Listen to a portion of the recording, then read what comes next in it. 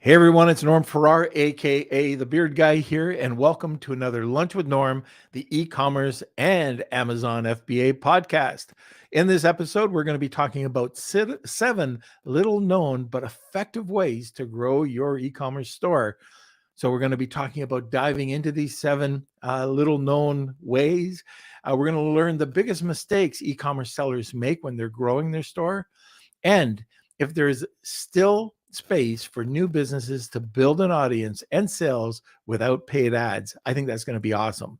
Anyways, welcome to another Lunch with Norm, e-commerce and Amazon FBA podcast. Lunch with Norm. Lunch with Norm. Lunch with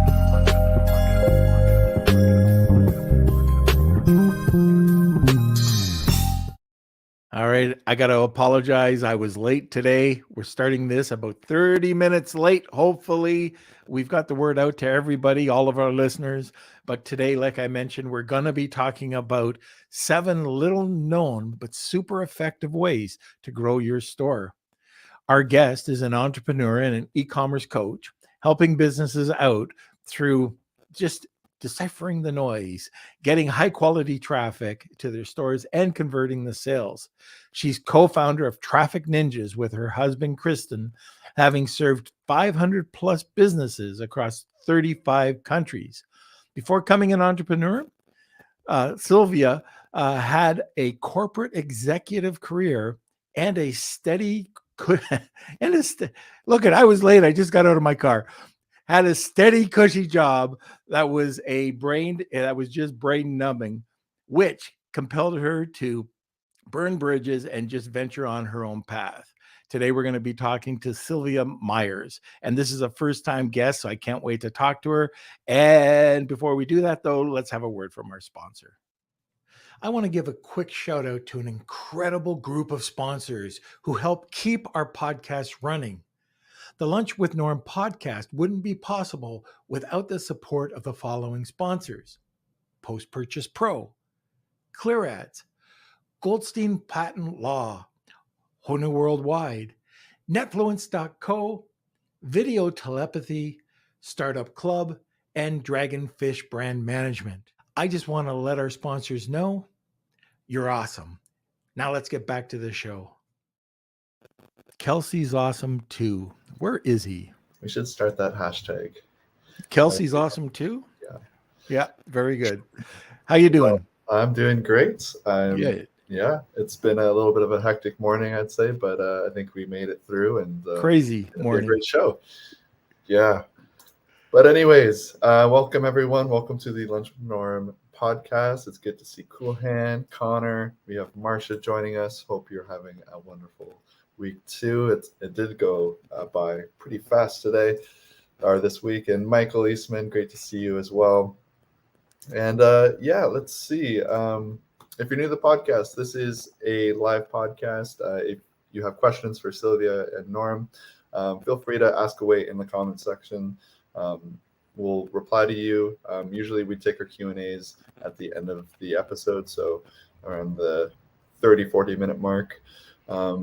And you can also join the Lunch with Norm Facebook group. That's Lunch with Norm, Amazon FBA, and e-commerce collective. If you want more updates, if you want to join the community, it's a great place to ask questions about your Amazon or e-commerce business. We also put up polls, ask questions ourselves, just to kind of get the feel for the audience and what's happening in the Amazon world. But anyways, smash those like buttons, give us a thumbs up if you are enjoying today's episode or you're excited about today's episode. And I think that's it. We can jump into it and get going with today's episode. Very good. So, like Kelsey said, if you have any comments or questions, throw them over in the comments section. So sit back, relax, enjoy the podcast, and welcome. Hey there. Hey guys, thank you so much for having me. Thanks, Norm. So great to be here. Oh, no problem. And we even made you stay up later. Actually, I'm not in Australia. Yeah. It's funny. We are an Australian business. We are from Australia, but we're currently based in Mexico. So I'm just an hour behind you, I guess. Oh, okay. I was telling Kelsey, like we were running late, and I was saying how bad I felt because I was going to keep you up. but at least I don't feel that bad now. Okay. Yeah, no, that's totally fine. And normally we are based in Australia, but with everything that has gone in the world for the last couple of years, and the world started to open up, and e-commerce is such an exciting industry for us, and we wanted to attend all of these like trade shows and masterminds, and because we didn't know what was going to happen, we just bit the bullet, and we moved in February, and we're staying for about a year. So it's definitely been a new experience for us. Oh, very nice. So today, and anybody who's listening right now, just if you do have questions, throw them over. We're going to be talking about driving traffic. And I get so many questions about external traffic, driving traffic over to your e-com store. So every Amazon seller, many Amazon sellers are selling off Amazon, or they're driving traffic over to a store that drives traffic back to Amazon. So it's so important that we touch on this subject today. We've got the expert. And if you do have questions about this, this is one of those subjects that I get tons of questions about whenever I go traveling anywhere. So we're going to start off right off the bat, and we're just going to name them. But you've got 7 techniques or 7 strategies that you use to drive traffic over to stores that many people just aren't using. Yes, that's right. So I put together a list because I was thinking like, hey, I really want to go after kind of the little known untapped things in between where, so many of you guys have like, done Facebook ads and Pinterest ads and, YouTube ads and whatnot. But it's really about like finding the golden nuggets in there and tapping into the little known stuff. So the 7 things we're going to be talking about is first, how to focus on shoppers, not traffic, right? Because that's one of the really, really big points. There is a difference between having a visitor and there is a difference between having a shopper in your store. So we're going to be touching up on that. And then second, we're going to talk about how to understand social media and how they actually work. Because if you understand the principle of that, then no matter what algorithm changes, you are not dependent, right? You're not a slave or a victim or how shall I say, a prisoner of any of these platforms, but you can actually use them to grow your store effectively over a long period of time. We will also be talking about how to replicate an online shopping experience that shoppers are looking for offline, because I think this is like super important. And again, so many store owners just want to go for the little hacks, like, hey, I've just heard that if I install this plugin, that's going to increase my conversion rate. But without understanding what that shopping experience needs to be, often this can really hurt them a lot. And then we are going to talk about number 4, how to go for the untapped shoppers, because this is super, super important. There is literally a space where 98% of all businesses out there do not play. And I want all of you guys to take part of that because it's literally huge. Number 5, we'll be talking about how to build a chair that's got at least 4 legs, but definitely not just one, because you can kind of balance your business on one leg for a little while before it's going to crash. And, guys, all of this, like I'm speaking from my own experience, I crashed and burned many, many times over. So I think it's really important. Number 6, we will talk about how to actually focus on the main thing to grow your business. And again, this is super simple, but like majority of businesses, when they start growing and scaling, they just completely go off that. And number 7, how to run your business like a small business. Again, this sounds like so obvious, how to run it like a small business, not as a corporate company, but it's often overlooked, and like it's just a small tweak how you can literally unlock that growing potential in your store. So just listening to you talk about those 7, like just the overview, I could do a podcast on each one of those. They're so great, and I can't wait to dive into it. So I don't think we're going to have enough time to really get into all of them. And I mean, some of the stuff that you're talking about, are so simple, and if you don't do it, like the last one, running a business like business, where that time, what does it really mean? And if you're not action oriented, if I always say, if you've got great intentions, that's nothing. It's the people that take action that really see the results. And this is one thing that you could put into action right away. Where many e-commerce companies or Amazon sellers don't really consider themselves entrepreneurs or solopreneurs. Well, they are. And I just want to dig into it. So enough. If Kelsey didn't warn you, I'm long-winded. So sorry about that. Anyway, let's talk about the very first item that you brought up today. Okay, so how to focus on getting shoppers and not actually traffic, right? Right. That's really, really important because often we hear entrepreneurs say, hey, I'm having traffic, but I don't actually have any sales. Like there must be something wrong with my product. My product might not be in demand, and maybe I need to do a different color or make it cheaper. And often we find that business owners do what I call the mumbo jumbo, like they change the pictures in their store and they upload a new product and change the price and maybe put a fancy app, and it still doesn't work. And mainly the reason for that is because they're really focusing just on getting any traffic to their store rather than looking actually at the shoppers and who are these shoppers. And, typically we've got three main categories of shoppers. The first one is what we call like the swipers or the scrollers, right? So we kind of already getting the idea of who the swipers or the scrollers are. These are people on social media who are really just bored. They're not really, majority of them are not shoppers. Majority of them are not qualified. They're just passing the time. They're browsers. Yeah. Yeah. And there is a huge potential capturing those as well, but we just need to understand how to do that, and we can talk about that later. So the first category of the shoppers are the ones that are swipers and the scrollers, and you get in front of them, obviously, on social media. Now, the second big main type of shoppers is the ones that we call I know what I want. So I know what I want shoppers. And those ones, I know what I want shoppers, are really highly qualified, super, super, super untapped shoppers that essentially don't care if they've never met you before. They want your product.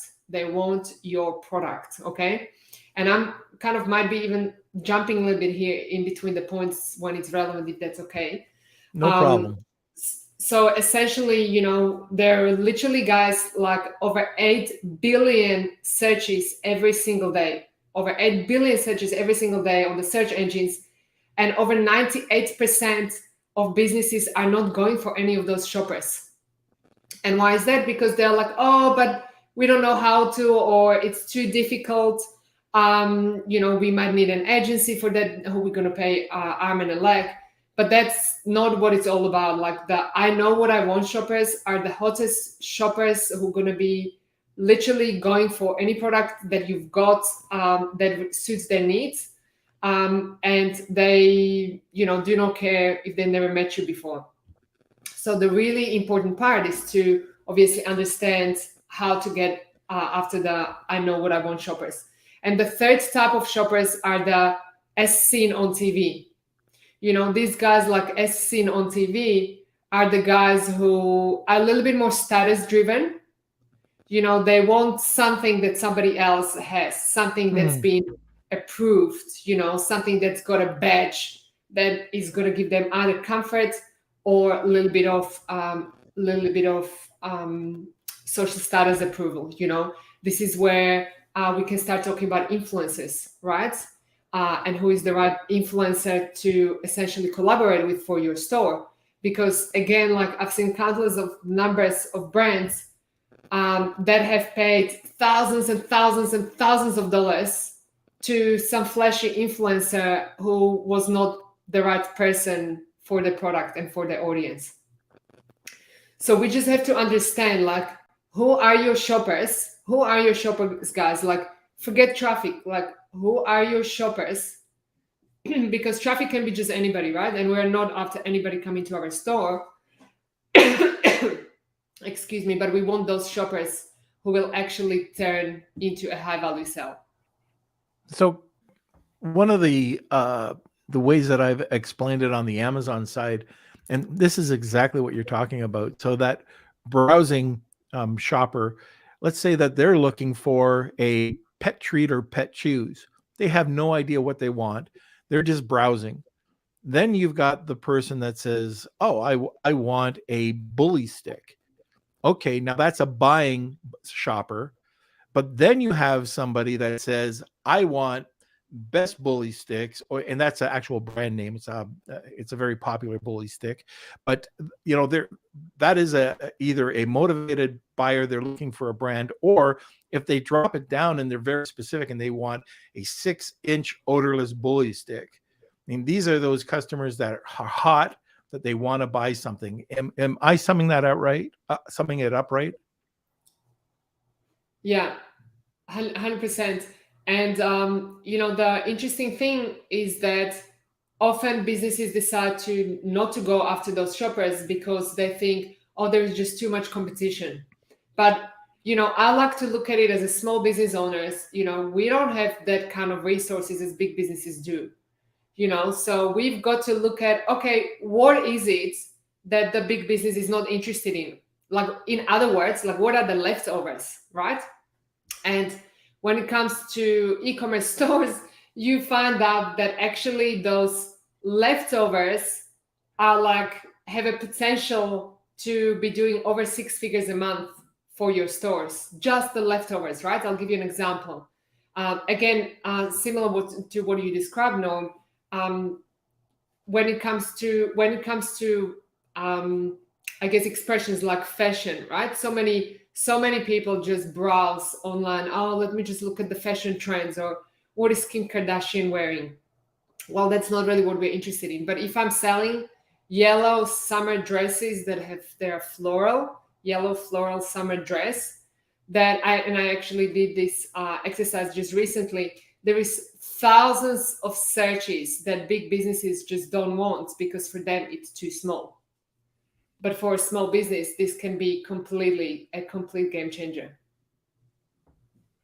Got it. Now, for the second one, so let's go through, and anybody who's listening right now, we've got these 7 points. If anybody has questions about any of the points as we're going through them, or just a very broad question, just let us know. And we'll be answering them towards the end of the show. So if anybody has questions about this, the first topic, just shoot them in the comment section. And then the second topic, let's talk about it. So the second topic is really understanding how social media work, right? And guys, unfortunately, or fortunately, I'm also speaking from my own experience. I've spent over $500,000 of my own money on social media advertisement and crushed and burned, and I've made all the mistakes, right? So understanding how social media work is really important, because what we see typically is that all platforms will give you exposure when they need you more than you need them.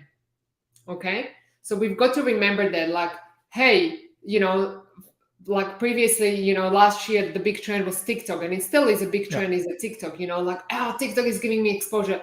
Let's go there. Well, that's all well and good, but you've got to understand, why is it giving you exposure and what's going to happen next, right? Because we've had exactly the same thing 5 years replicated on Facebook, then we had it replicated on Instagram, then we had it replicated on Pinterest.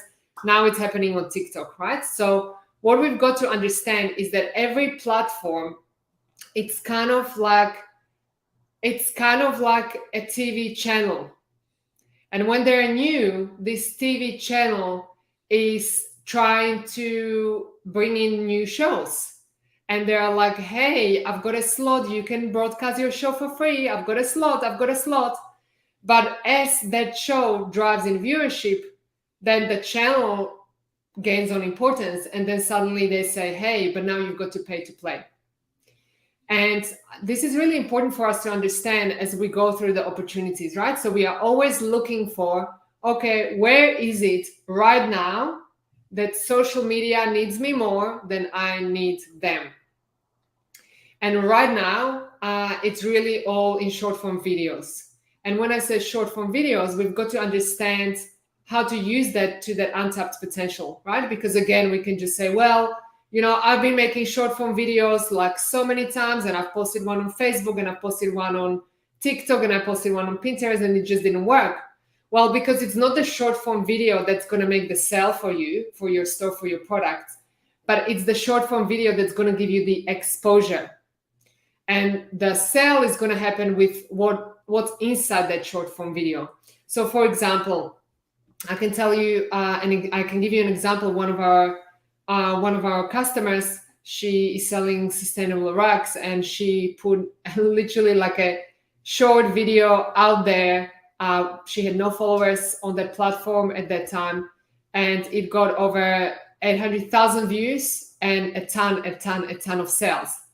But what we need to understand is like what's inside the video, right? It only took her like 10 minutes to create, but she was clearly selling the product without selling it. I'll give you an example. One of the really great things to sell your product to a short form video is some sort of a product comparison, right? Because you guys listening, you are all small business owners, and I guarantee that the product that you've got from majority of you is so much more boutique and niche than whatever is being sold in Kmart, right? Because otherwise you would not be in this show. You would not be listening, right?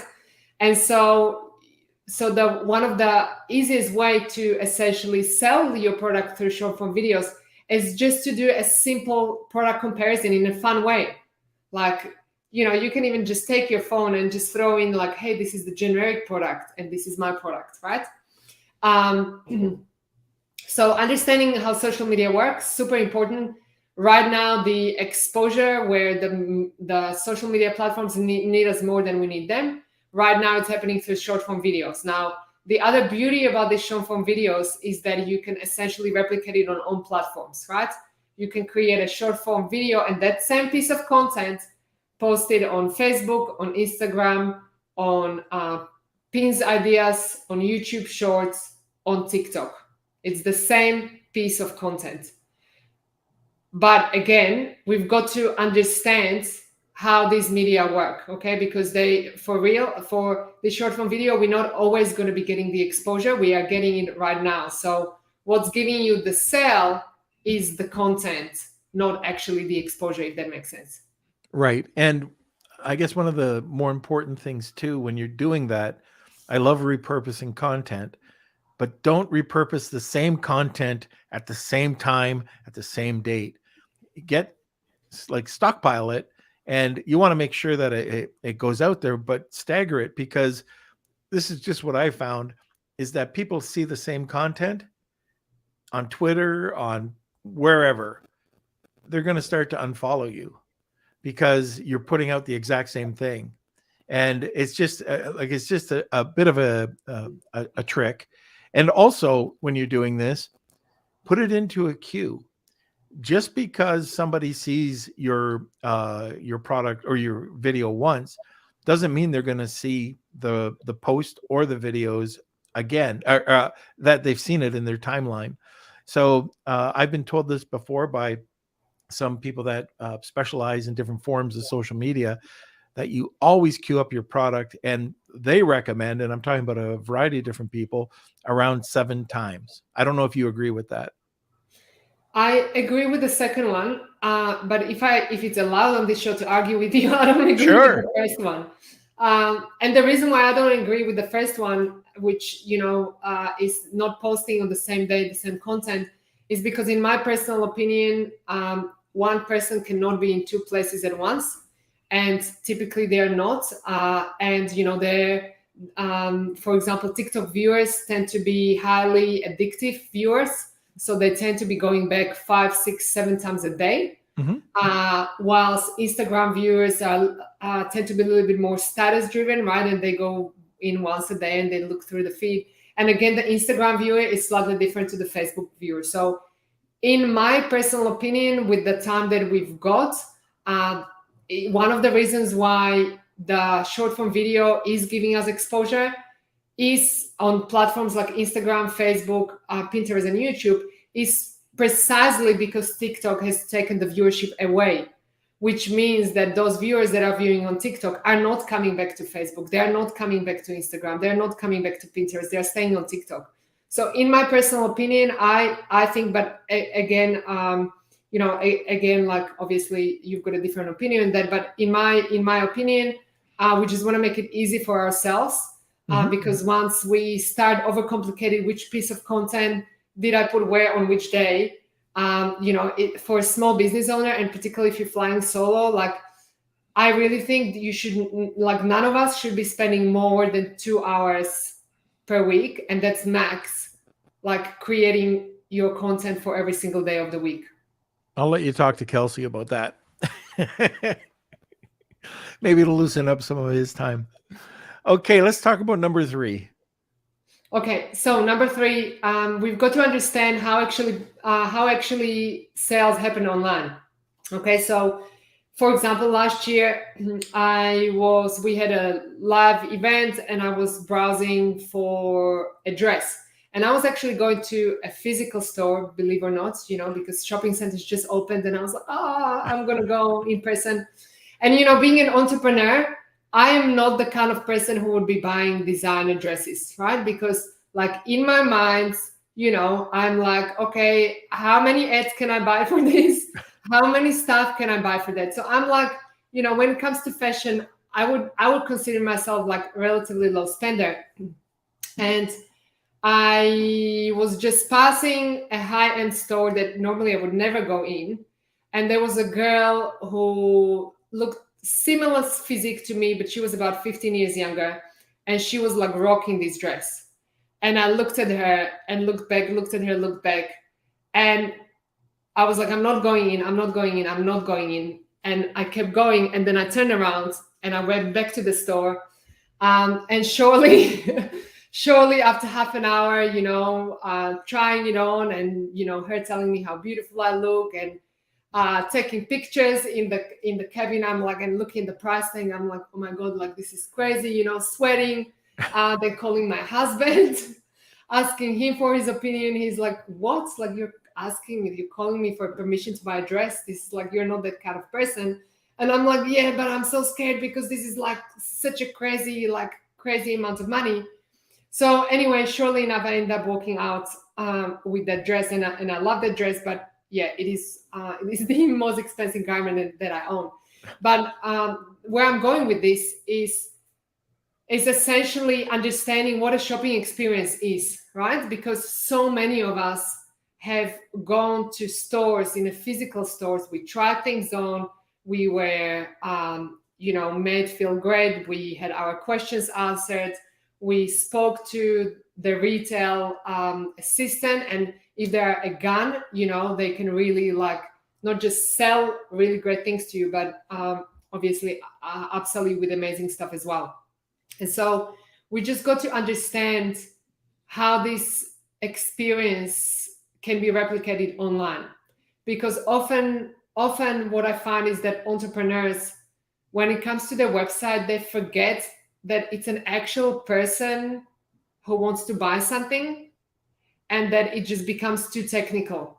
Hey, this is where I put my product headline and description, and this is where I install this app and upsell, cross-sell, and it just becomes so technical. It's just becomes so clickbaity that people gonna turn around and say, this is not for me. Right. So how can we turn around that experience and make it more like, actually, this is for me, right?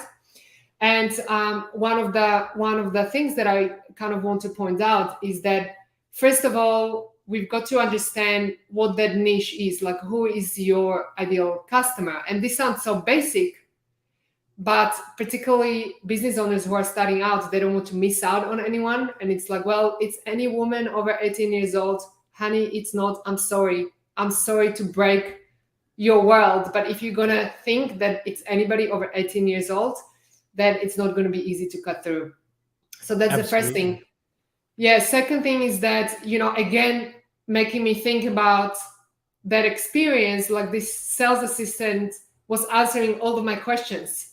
And, I was just firing the questions and she was answering all of the questions. And so, one of the top reasons why essentially shoppers come to your store, but they walk out without a sale is because you didn't answer their question. So there's this little hack you guys can use. And I'll give you a specific example with black jeans.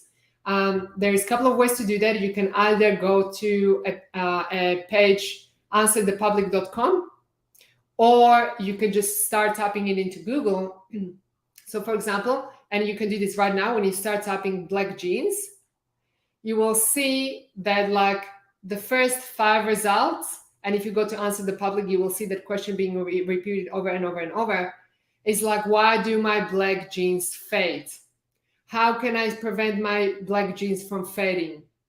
Are these black jeans going to fade? Are there any jeans out there that do not fade? So essentially, people are really, for any product, people are really concerned about one thing more than anything else. And you've got to find out what the thing is and answer that on your product page. Because if you don't answer, then they're going to be like, well, these black jeans look amazing, but what if this is like a cheap piece of garment that had an amazing branding and it's going to, fade in 2 weeks' time? So whatever that question is for you, guys, go and find out and make sure you do answer it in your product page, because literally that is the difference between not making a sale and actually having a high value customer who's potentially going to be coming back and back all the time. Yeah, there is another site out there too, an app called Phrase, Frase, and they do the same thing, like Answer the Public. But when you type in black jeans, they'll come up with blog articles that are number 1 in the categories, and you'll get the content. So it'll do exactly the same thing. Why? Something just happened there. Anyways, just the questions to ask, but in blog format. And then if you wanted to, you could take that content and write it into your blog. We're just towards the 30-minute mark here. And I just wanted to let everybody know that first, if you have any questions, throw them over into the comment section. Secondly, we do have a giveaway today. And Silvia, why don't you let everybody know about the giveaway today? Yeah, so the giveaway, it's essentially a strategy call for your business, for your store. We're going to essentially map out where you are at and how to get you to your goal as fast as possible. So whether you're starting out or you've been in the business for a while or you're looking to scale, we're essentially going to look through what are some of the untapped opportunities for yourself that you can start working on immediately. I think that's a great giveaway, especially if you're an Amazon seller who's got an e-commerce store and you really haven't done any type of work with it. This is a perfect call. Or if you're an e-com seller and just need help, what a perfect, session or giveaway to be able to talk to Silvia directly. Okay, so if you're looking for that, it's hashtag Wheel of Kelsey. Tag 2 people, and you'll get a second chance to get that giveaway today. And I think we need to go to one of our sponsors. This episode is brought to you by ClearAds. Looking to maximize your Amazon ads ROI? Well, whether you need full service or just 1 or 2 services, ClearAds Amazon advertising experts drive outstanding results across the Amazon marketplace. With over 9 years of experience, their Amazon PPC managers have helped thousands of companies to drive down their cost of sales and scale up their revenue, profits, and orders. And with their unrivaled Amazon DSP expertise, ClearAds DSP services are tailored to your brand. You really can't go wrong. Get in touch today with ClearAds' dedicated team by visiting the link in the description or visiting clearads.co.uk. And remember, more sales, better ROI, incredible growth. Check out ClearAds today. Okay, we're back, and now we're moving on to number 4. Yes, so number 4, and we already touched upon that a little bit, it's to go for the untapped shoppers, right? So going back to the fact that there is over 8 billion searches per day on search engines, and literally like over 98% of businesses are not going for those shoppers. And the reason for that is because they think it's too hard.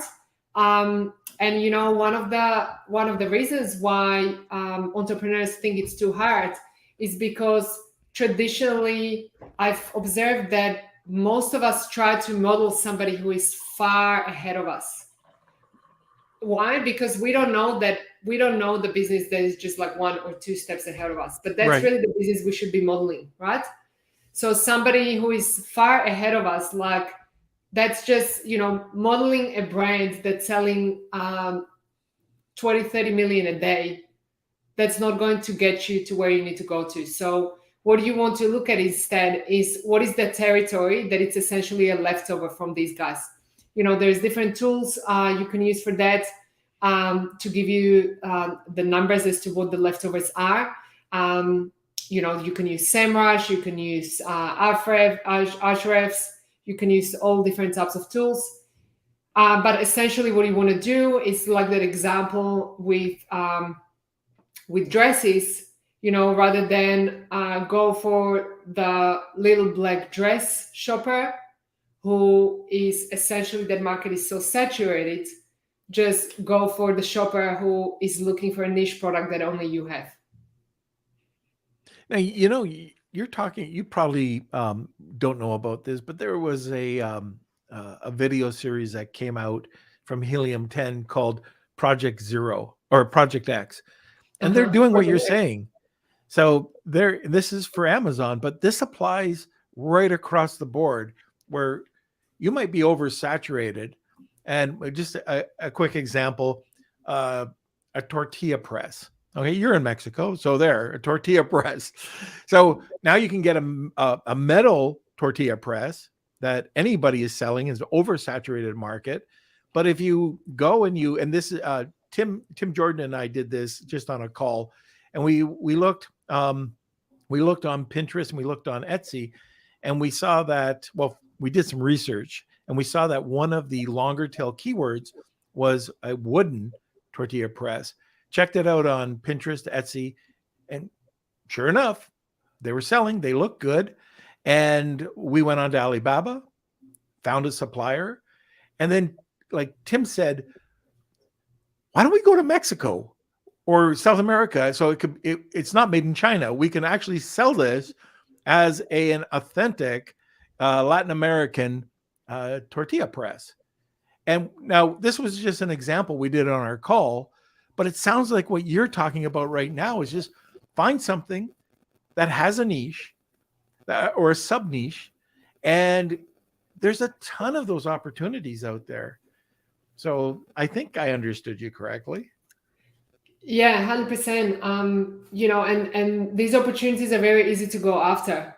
I'll give you an example. Recently, we worked with one of our customers who is in the fertilizer space, right? And it's like fertilizers that's not even so sexy.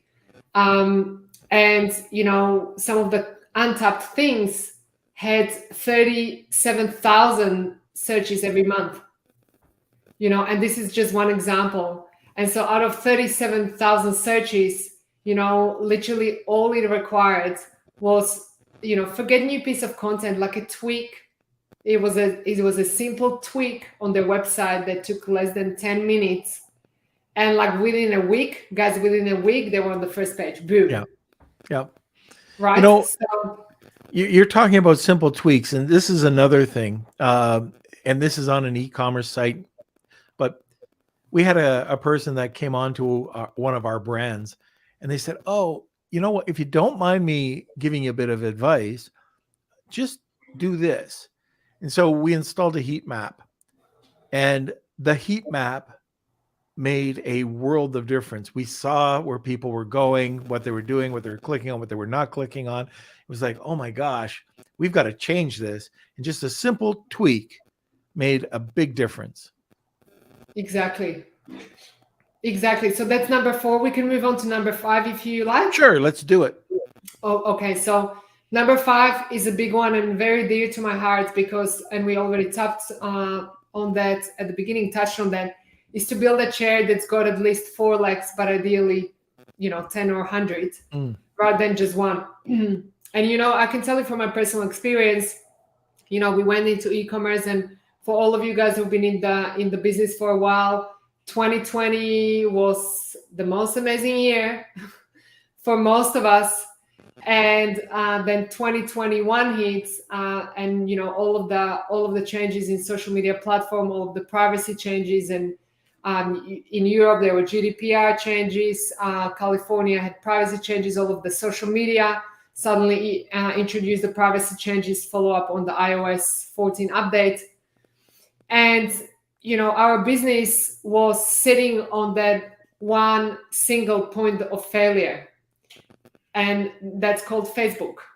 And, for a long time that was working well, because for a long time, traffic was cheap and it was precise and it got you really the shopper you were after. And then at some point, that's the only leg you've got. So you're trying to balance it and you're trying to hold on to it so hard, right? And we were like trying to hold on to that. And, suddenly you start seeing for us, it was a lot of money for a small business, when you're seeing $15,000 just go like that off your bank account every single month, right? But it's kind of like beating a dead horse, right? You had a horse that was a winner, and it was just going and going, and you kind of like, it's almost like you had this horse, and that horse is no longer the winner, but you just don't believe that they're the winner anymore. And you just like keep putting money on it and beat the horse to death, sorry for that like dramatic comparison. But, for a small business, like for us, that really almost brought us to the ground, and it was the time where we essentially promised to ourselves, like, hey, we've got to ninjify this thing. Like, we've got to promise ourselves to be traffic ninjas. Our company was called something else before, because we were like, if we don't figure this out, our customers won't figure it out either, and everybody is going to go into a dark space. And so seeing the money go out of your accounts, particularly when you worked years and years and years on building that out. And as a small business owner, those guys who've been in the game for a while and are looking at scaling, I am sure you know how it feels when you like all this time you've been, hustling away and paying everybody else but yourself, and you've got something that you've built up, and suddenly you are about to lose that. So it was an extremely painful time for us, but it really taught us that, okay, we've got to build a chair that's got as many legs as possible, a minimum 4, please, but as many legs as possible, so that you can really keep balancing it as things going to be changing. Because guess what? They've been changing. Like, actually, when you look back at the history of e-commerce, they've always been changing, right? Even on Amazon, like, we had some small ventures on Amazon as well. Like, even in Amazon, we got the slap last year. I think last year in July or something like that, the algorithm completely changed. And so that's really important, to understand how can you kind of spread it kind of like an octopus, right? How can you get your fingers into as many parts as possible so that you are not dependent on that one single point of failure? Because one thing we realized was that actually, you know what? You don't have a business if you don't have something that you own on your own. That's not your own, right? Right. That algorithm, we don't own that. We don't own that, and we never will. And when times are good, it's hard to kind of go away from that, and we all just want to scale in that one thing, and we just want to keep going with it while it lasts. But it can completely crush your business to the ground.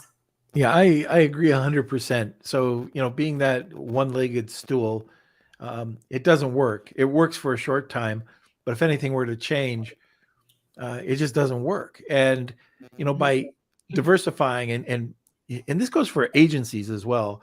So, you have an agency and you've put 80% of your effort into one client, and then they decide to bring it in-house, you're dead. Same thing with if you have a brand and all of a sudden Amazon's saying, oh, you're suspended for some reason. Well, if you're not on, let's say it's a pet Chewy or Petco or PetSmart or any of the other retailers or Walmart, the Walmart marketplace, you got to go a little bit wide.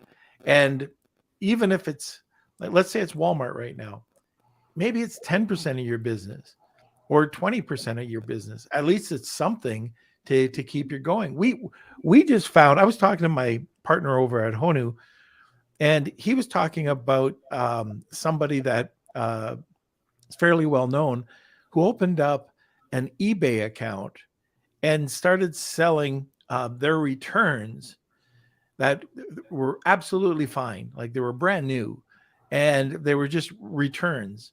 And he was selling them on eBay and he was making quite a bit of money on eBay. So I love eBay, by the way. I'm a big fan of theirs, especially their new systems that they have in place. They're no longer just the auction house. You can build a brand on eBay. But anyways, love what you're saying. Awesome. So that brings me to number 6 as well. So Yep. first we've got to build multiple legs on our chair. But sometimes when we essentially start growing our business, we kind of mistakenly take that for diversifying our business too much. So what do I mean by that? What I'm really saying is that we've got to focus on the main thing and keep the main thing the main thing. Now, the reason why I'm saying that is because I have been, a witness over the years over multiple brands who've grown really fast and that crash and then crashed really hard. And this typically happens, I don't know how many listeners here are in that kind of scaling stage of their business, but this typically happens when you start getting over the 7 figures a year. And then you're like, okay, I'm 7 figures a year. How am I going to grow it further and past that? And what typically happens is that business owners start creating a new line. Let's create a new line, a new product, and let's build a retail store. And then, let's do wholesale, or, let's build a coffee shop attached to the retail store, right? And the reason why they're doing that is because they have typically not built multiple leg chair. And so now they're looking for a different source of revenue. And unfortunately, what I've seen happen multiple times, and this was so sad when I saw that, and rather than focus on what is working, I would not even call it focus on what is working. I saw what you typed in the note. I would call it like focus on the main thing, like keep the main thing, right? That's what it's all about. Right. Because once you start focusing on bringing a new line of business, then essentially you're going to have your cash tied up in inventory, and that is going to be painful. Okay. And then, and the reason for that is typically because your business is not necessarily growing with the shoppers, but it's growing by the different lines you're adding in. But guess what? Those different lines of business are costing you a lot of money, right? Even getting our customers to buy back from us, it's amazing to have a repeat purchase rate of, let's say, 15, 18, 20%. It's amazing. But if your business is starting to go into the 25, 30% repeat purchase rate, then it's really focused on you bringing a new thing and a new thing and a new thing and a new thing. And that new thing is costing you a lot of money and it's tying up your cash. And that's not really what's going to grow your business. So keeping the main thing is very, very important. And around that main thing, whatever it is, whether, you're selling, whether you're selling diaries or you're selling, you have a sports store, whatever that is, focusing on that online store rather than try to diversify with different parts. So, just one last thing I would like to touch up on that is that I've recently seen a business and it's an amazing female entrepreneur who has built her business from scratch. to over 7 figures, but then she just wasn't able to grow it through the main thing. So she started to add different things to the line to the point that every sale she was making was costing her so much money that she had to shut down the website. Okay, so like what I'm really talking about here is the cash flow. Like, where is your money tied up? Like, is it tied up in, the shipment that's just coming in, and unless you make all of these sales, you're not going to be able to support your business? Or is it actually tied up in getting the right shoppers to your store? Because there is a difference, right? Because Right. if we can sell more of the same products, it's going to be so much more profitable than less of many different products. Yep, got it. Okay, moving on to the last point.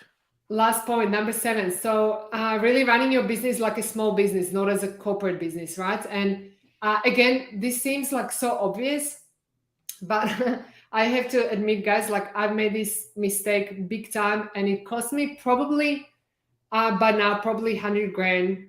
We call it tuition fees with my husband.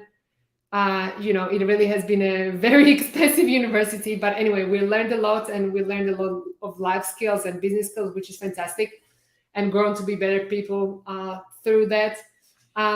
So what you want to start focusing on is actually not on sales, but on getting paid. Okay, so that is the big difference, because once you are focusing on the main thing that we talked about before, you then need to start understanding, okay, I'm focusing now on the main thing and growing my business, but then what is my break-even point, right? So lots of business owners don't understand what is their break-even point. And when they start growing and scaling, they believe, and I used to believe this as well, like, hey, we've got to get all of these helpers, we've got to get all of these employees on board, and this is the going rate. The going rate is $20 or $25 or $30 an hour, you name it. Instead of turning that around, and I guess I made this mistake, and my husband together we made this mistake because we had a corporate background, right? And I don't know what's the saying in Canada or the US, but in Australia people say, you pay peanuts, you get monkeys. And we really used to believe that, right? Because this was the corporate saying, like, we've got to be paying the market rate to get the great people. But when you start looking back, some of the greatest entrepreneurs out there, like for example Elon Musk, he's got the best people on the planet, and he didn't get them by paying the most. He got them because they were enthusiastic and want to learn about the topic that he was offering them, right? And so, therefore, what I would suggest to you is not running your business like corporate, like we did, and it cost us a lot of money, but focus on getting paid first. So first of all, is like, okay, I'm predicting I'm going to make all of these sales this month. So what is it that I'm putting aside to get paid? And only from what's left, when I need somebody for 20 hours a week, how much can I actually afford to pay that? And you know what? Surely enough, once we changed that approach, surely enough, we found people who were amazing at what they were doing.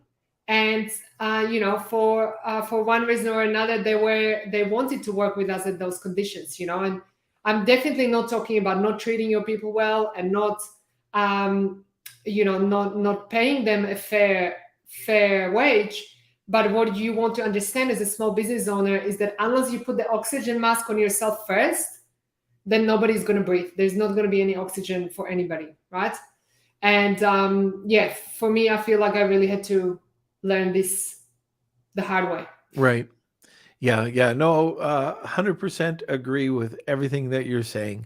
Now, there are some exceptions. Like we just had Tomer Rabinovich on, and he used to hire and train from the bottom up. He would go and he would get somebody, and he would pay peanuts.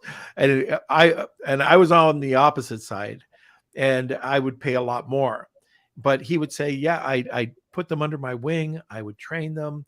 But the problem with doing that is that when you start to scale, like you were talking about, and we call it crossing the chasm, you can't do it. And so he has just changed. He was just on the podcast, and he said nope. He says, when I've restructured the company, I got completely away from that. And now what I do is I go out and I find really good people that can just, just run it themselves. And he pays a lot more, but it's well worth it. So that's just, just putting that out there. Yeah, and I agree with that too.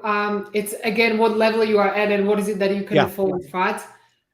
And it's not saying to pay the highest rate in the market or the lowest rate on the market, but is to pay something that you can afford as a business and that's going to bring you ROI, right? Because that's what it's all about, I think. Right. And that's another thing. So, when you bring on somebody, you really have to create a plan.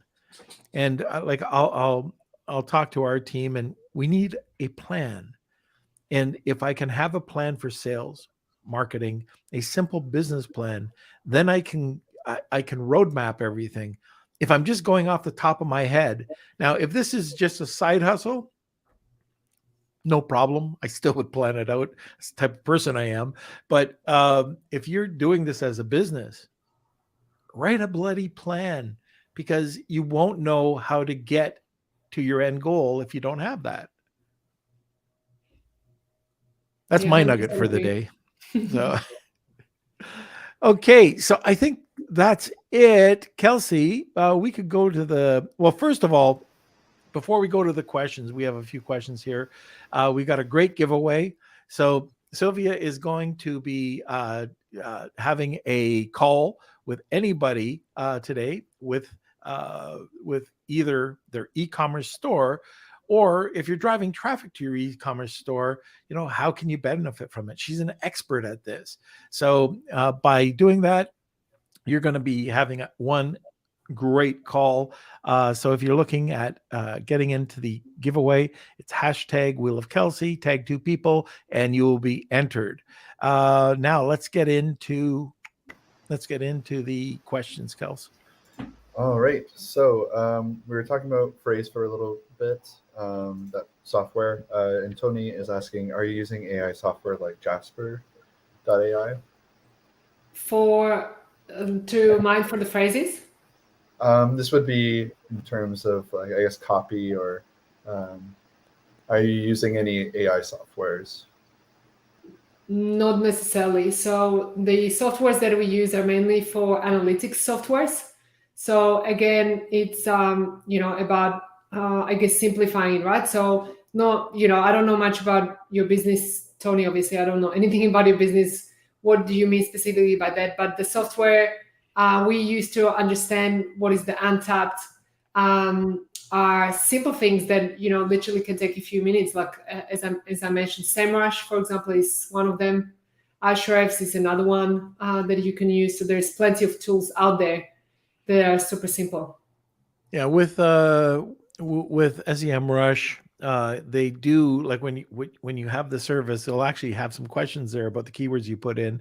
But Tony, for Jasper, yeah, Jasper's good. Phrases great. Word AI is fine. I like a combination of Jasper and Phrase, but, and this is a big but, I don't use them for my overall, like, I put out high end quality. So I'm driving traffic over there. People that look at my articles are 1,500 word, 2,500 word, done to a T, perfect. And that's people that I pay a lot of money to. Then there are articles that come out that might be a little bit less, or it might be a post, or it might be something that I could use the AI for. But just remember, in this last Google update, I believe, if you take a look, like, they know AI, and they know when you're posting tons of AI. And they also know when you have really high quality content. So remember, Google wants relevant content. And if it's good quality content, you'll get way more bang for your buck. But it comes back to what we were talking about. If you pay for it, it's going to come back tenfold. Yeah, it's really about humans to humans, right? Yep. Rather than trying to game it. Any kind of word dumping, I don't think that works anymore. No, not right now, anyways. I could get more sophisticated later on, but it is still fine.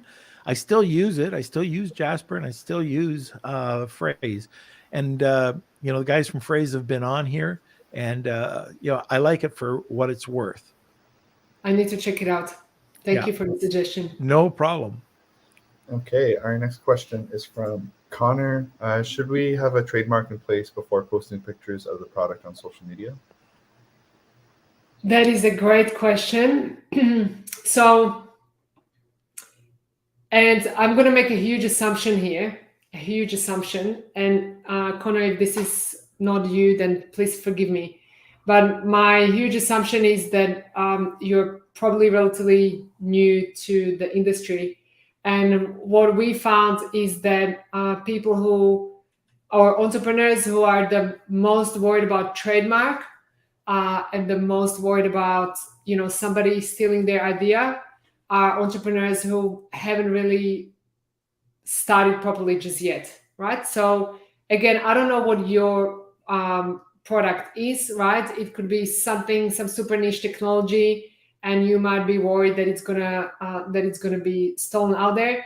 But really, if you are just talking about putting things out there on social media, any exposure is going to be a great exposure for you. So again, like this is the number one objection we get from people who haven't started yet. They are so afraid that somebody is going to steal their idea that they just are worried to put it out there. But guess what? In 2 years' time, somebody else is going to run with your idea and you're going to say, hey, I had that idea first. But guess what? They marketed it. Yeah. All right. Next. Okay, and we've got a question from Cool Hand. It's a two-parter. So from first part, what would you say is the best way to get traffic in the first place? Is it email, social media? You may have answered this already, but I missed the beginning. I know both are effective.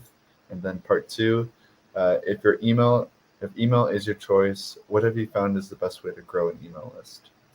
Okay, so going back to the first question, obviously, when you are looking to grow your business, email is not the thing you start with, because email list, like, how shall I put this? Like, having an email list already presumes that you already had traffic to your store. If you're looking to purchase an email list, I personally have never seen a great ROI on that. And in fact, I've observed many tests over the years where entrepreneurs have purchased an email list of hundreds of thousands of emails that were supposed to be their ideal customer, and paid a ton of money for that. And guess what? It wasn't their ideal customer. So first of all, you've got to look at the shoppers, right? So like, where are your shoppers hanging out? Like, if your shoppers are hanging out on social media, then yes, I would start with that. But I would start only with one specific thing on social media, and that's the short form video. I personally would not be wasting my time on, trying to whip the sales through methods that don't work. Like, there was a big update on groups. Like, I've seen so many people just go into groups and manually whipping sales, but that's not how you're going to grow an online store, right? So this is not kind of like giving away your business cards business. This is not, one-on-one sales. Like, you don't have it's not a market stall that you've got somewhere in a farmer's market. It's an online store where you've got to drive the right shoppers, right? Because what you've got to remember is that even a great conversion rate, you're going to get probably 3 sales out of 100 quality shoppers. And that's a great result, right? So first of all, I would be looking at what can you do with short form video. That's super simple. And by doing that, you get to understand what does your market want. And you also get to understand better what's your brand about. So I would be starting there, because that's literally, there is no barrier to entry. And very quickly, when you do that daily, and I need you guys to commit to doing this daily, when you do that daily, you will very quickly learn what works and what doesn't. And then you can start venturing into other sites. Now, email, you ask also about the email, the second part of question, like what's the best way to grow your email list? Best way to grow your email list is really to have a simple pop-up window on your page. That's really the most simplest but most effective way of doing that, right? And you are ideally looking at least 3 to 5 people from every 10 visitors to give you their email address. But first of all, you've got to get those shoppers into your store. Right. Okay. Very good. Kels? Okay, so I think that's it. I saw one that came through about. Question. Yeah. Yeah. From Greg, I heard Post Purchase Pro were great for email list building. I think Norm uses them, but haven't heard him write a review or talk about them yet. Okay, what do you guys mean by post purchase? Can you be elaborate? Oh, it's a what you mean company. by that? Yeah, it's okay. an I'm not email familiar list with post building. purchase. They're a company. They're actually the next commercial that Kelsey's gonna be hitting the button on. But anyways, they are a company that we are using. We've been just recently we've finally just did something with our podcast. And did we see results? Yes, we've got a bunch of emails back just recently from them. As for going forward for a product like an e-commerce product or an Amazon product, again, I think that it would be very good to give it a shot. They're very inexpensive for a do-it-yourself program. And depending on the overall purchase, the stats that are coming from Post Purchase Pro is that you're getting roughly around 40% extra dollars top line revenue from just going back to repeat customers. So that's what they're focusing on, is building up that email list, finding out who your repeat customers are, and then targeting those repeat customers. So does it cost? Absolutely. It costs some money, but it's not out of this world to help you build that email list. So, and they have a few other things happening too. So I would recommend it. It's not for everybody. It's not for every product, but just talk to the guys over there. Awesome. I have to check it out. Yeah. Well, you'll hear more about it in a second when Kelsey hits the button. But anyways, so if you want to get into the giveaway today, hashtag Wheel of Kelsey, tag 2 people, and you will get entered twice. Kelsey, is there anything else before we go to the sponsorship? Yes, we have one more thing. Silvia, how do people get a hold of you if they're I think that's important. contacting you or learning more about your services? Great question. So you can go to thetrafficninjas.com/links. So I think you guys have the URL there. If you could pop it on the screen, that would be fantastic. So it's thetrafficninjas.com/links. Just get in touch and we will love to talk to you. Trafficninjas.com links. Awesome. Perfect. Or you can also just go to our website, thetrafficninjas.com. All right. Very good. So Kelsey, hit the button, please. A big thank you to our sponsor, Post Purchase Pro, the only complete A to Z done for you real email and text marketing service built specifically for Amazon sellers. My friends Sean Hart and Seth Stevens co-founded Post Purchase Pro after launching over 1,000 successful private labeled products, growing 53 brands, and get this, exiting 17 businesses.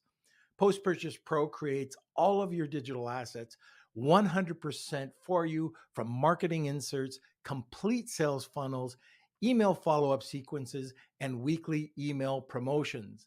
They manage and optimize everything for you to drive more sales, get higher ranking, and receive more reviews on Amazon. So check out Post Purchase Pro now to see if you too will see enormous growth like their nearly 500 clients worldwide.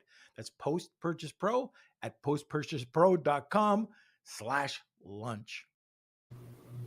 There we go. Post Purchase Pro. All right. So I think it's that time, Kels. It is. All right, everyone. Here is the Wheel of Kelsey. It's time for the Wheel of Kelsey.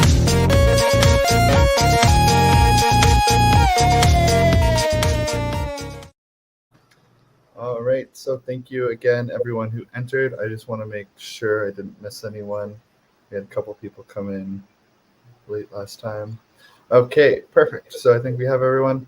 We do this every single podcast. So if you are interested in, or if you didn't end up winning today, come back Monday and you can win again. So here we go. Please email me kate@lunchwithnorm.com if you are the winner. And it looks like Taco Oh, Community very, is the winner. yeah, very. That's a first-time winner. Our community very very topical for us anyway. There we Being go. All right. So congratulations, Taco Community. Again, that's k@lunchwithnorm.com. And reach out to me and we'll connect you with Silvia. And It's I love the probably your wheel, by the husband. way. That was Oh, amazing. thanks. All right. So stick around, Silvia. We'll be talking to you in a second. Thank you for coming on. It was awesome giving us those 7 pointers. And hopefully we can have you back on to expand on one of those 7. So we'll see you later. Thank you so much, guys. Great to be here. Thank you. Talk soon. All right, everybody. So thank you. Sorry again for running late. Caught in traffic coming back on Canada's holiday. It's Thanksgiving here. So there was just tons of traffic going to cottage country today. It's a little bit late getting started, but appreciate everybody coming and listening live. Kelsey, do you have anything to say? Yeah, I have a couple things actually.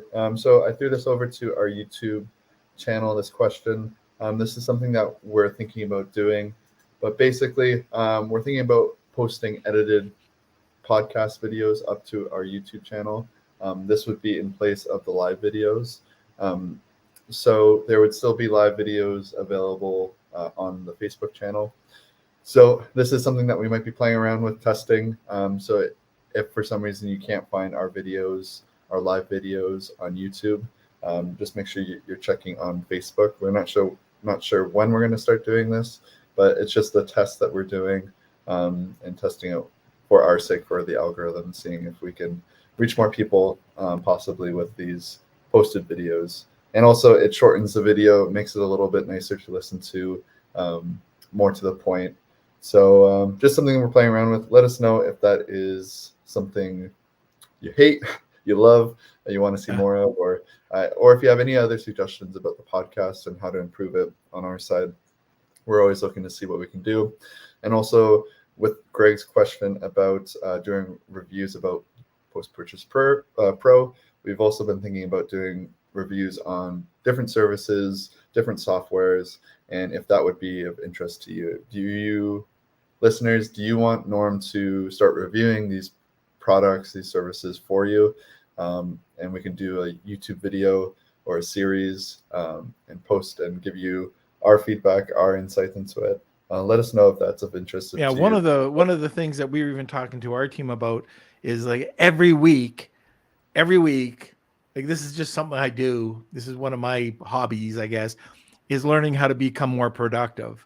So it might be using the Google's group tab in Chrome, or it might be, just different shortcuts that you can use. We're doing this with our team right now and just, trying to work back and forth. If you're interested, maybe I'll do some short videos about apps, as well as how to become more productive throughout your day using shortcuts or just doing something a little bit different. So yeah, give us your feedback on that. All right. So Marcia says, yes, unbiased reviews would be excellent. Thanks for the great thought. Yes, thank you. So for example, for Phrase, maybe for Zon Guru, Seller Tools, we could do all these different kind of reviews and let you know what we think. So yeah, just a couple things we have up our sleeves that we're thinking about. Just want to let you know. But of course, if you enjoyed today's episode, which I'm sure you did, make sure you smash those like buttons, give us a thumbs up, and also join our Lunch with Norm Facebook group. That is Lunch with Norm, Amazon FBA, and eCommerce Collective. That's different than the Facebook page. So the Facebook group is actually the community, You can hang out with us, ask questions, learn from the experts in the group. It's a great place to connect with people. And if there's any discounts, anything that we can give to you guys, any events happening, that's where we place all the information there. So make sure you join that. And I think That's it. That's it. Again, don't forget to check out Silvia's website. Show some love to her. That's the Traffic Ninjas, thetrafficninjas.com/links. Yeah, I think that's it. All right. So join us every Monday, Wednesday, and Friday at noon Eastern Standard Time. Thank you, everybody, for being part of the community, especially this late podcast. Anyways, we love our community. Please join us at the Facebook group if you'd like to join. That would be awesome. We'd love to see you. And we will see you on Monday. And happy Thanksgiving to you, Canadians. Entrepreneur.